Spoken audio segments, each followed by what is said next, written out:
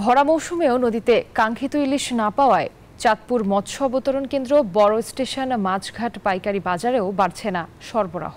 ইলিশের দামও আকাশ ছোঁয়া, ফলে ক্রেতাদের পাতে জুটছে না ইলিশ। সরবরাহ কমার পাশাপাশি ভারতে রপ্তানি হলে দাম আরও বাড়বে বলে আশঙ্কা করছেন মৎস্য ব্যবসায়ীরা। খোকন কর্মকারের তথ্য ছবিতে বিস্তারিত। চাঁদপুর মৎস্য অবতরণ কেন্দ্র বড় স্টেশন মাছঘাট পাইকারি বাজার। ইলিশ কিনতে ক্রেতাদের ভিড়, কিন্তু ক্রেতার তুলনায় ইলিশের সরবরাহ নেই, দামও আকাশ ছোঁয়া। ফলে রূপালী ইলিশ কিনতে গিয়ে হতাশ হয়ে ফিরে যাচ্ছেন ক্রেতারা।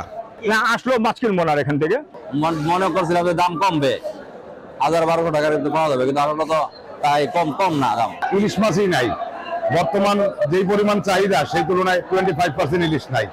এনজিওর কিস্তি প্রথমবার বিকাশ পেমেন্ট করলেই 20 টাকা ইনস্ট্যান্ট ক্যাশব্যাক। 1 কেজি থেকে 1200 গ্রাম ওজনের প্রতি কেজি ইলিশ বিক্রি হচ্ছে 1700 থেকে 2000 টাকায়। বিক্রেতারা বলছেন চাহিদার তুলনায় সরবরাহ কম থাকায় দাম বেশি। যেরকম যেই পরিমাণ ইলিশ হতো অন্য সিজনে, কিন্তু ওই পরিমাণ ইলিশ মাছ হইতেছে না। আমরা কারেন্ট জাল বন্ধ করতে পারি, আমরা আশা করব আগামীতে ইনশাল্লাহ আমরা মাছ পরিপূর্ণ পাবো। এদিকে দুর্গাপূজা উপলক্ষে ভারতে ইলিশ রপ্তানি এবং বাজারে সরবরাহ কমে গেলে ইলিশের দাম আরও বাড়বে বলে আশঙ্কা করছেন মৎস্য ব্যবসায়ীরা। যেহেতু পর্যাপ্ত পরিমাণ ইলিশ মাছ নাই, আমাদের চাহিদা অনুযায়ী ধরা পড়ছে না, এই কারণে ইলিশের দাম বেশি। দুর্গাপূজা উপলক্ষে যদি রপ্তানির অনুমতি দেয়, সরবরাহ যদি এই পরিমাণ থাকে, দাম বাড়ার সম্ভাবনা খুব বেশি।